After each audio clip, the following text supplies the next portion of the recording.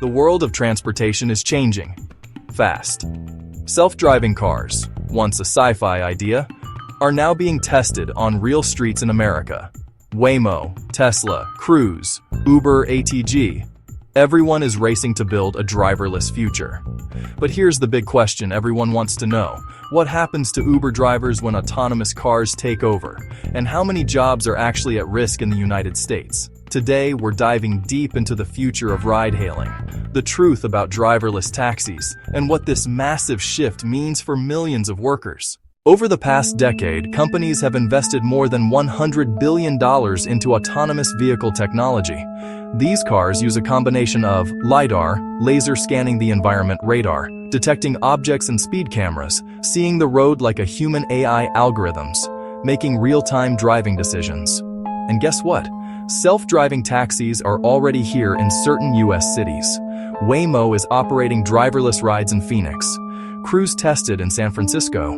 And Tesla continues pushing toward full autonomy. The technology is no longer the future, it's the present, just not evenly distributed.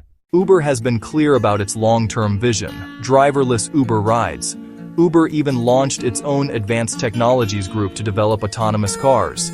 Later, it sold the division but kept partnerships with companies like Aurora and Motional. Why? Because the biggest cost for Uber is the same thing that gives millions of people income, the driver. Uber keeps only 25% of each fare. A self-driving Uber keeps 100%. So yes, Uber wants automation. It's not a secret, it's the business model. So, how many people could actually lose their jobs? According to labor statistics and independent studies, there are 1.7 million ride-hail drivers in the United States. Roughly 1 million of those drive for Uber. Many rely on this income full-time or part-time. If fully autonomous cars become the standard, experts predict between 800,000 and 1.5 million driving jobs could be at risk. Not just Uber drivers, taxi drivers, delivery drivers, truckers, almost anyone who drives for a living. This would make it one of the biggest job disruptions in modern US history. But here's the twist. It's not happening as fast as people think. Even though the technology is impressive, it's far from perfect. Here are the biggest limitations.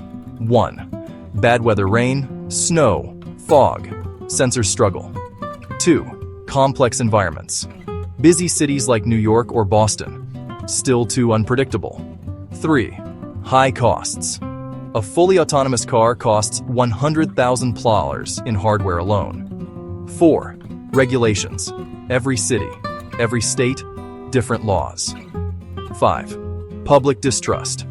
Most people still don't feel comfortable getting into a car with no driver. Because of these issues, experts estimate that full driver replacement could take 15 to 25 years, not 3, not 5, so drivers aren't disappearing tomorrow. But the shift is coming. Here's what the realistic future looks like. Phase 1, now 2030. Autonomous cars in limited zones. Mostly sunny flat cities.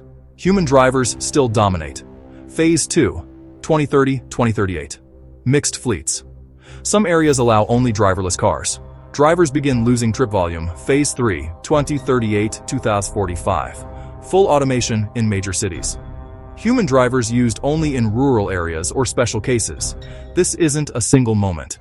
It's a gradual takeover. Even with automation, not all driving jobs disappear. Experts predict 30–40% of drivers could still be needed for rural areas, heavy weather zones, oversight roles, managing autonomous fleets.